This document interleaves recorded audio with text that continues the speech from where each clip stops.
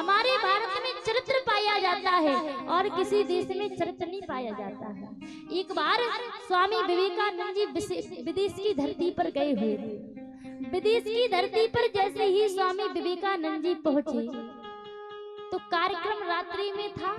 विवेकानंद जी गए और विवेकानंद जी जैसे ही रास्ते में जा रहे थे तो विवेकानंद जी ने क्या देखा कि एक देवी जी अपने पति की कब्र पर पंखा झल रही है।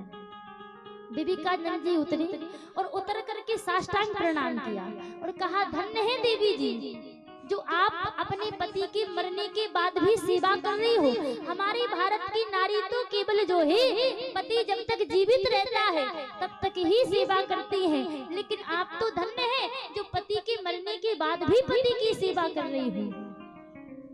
देवी जी ने कहा, स्वामी जी आपने गलत समझ लिया है, हम पति की सेवा नहीं कर रहे हैं। फिर बोले, हमारे पति जब अंतिम सांस ले रहे थे तो हमारे पति ने हमसे वचन लिया था कि सुनिए देवी जी, जब तक हमारी कब्र की राख ना सूख जाए जब तक तुम दूसरा विवाह मत करना।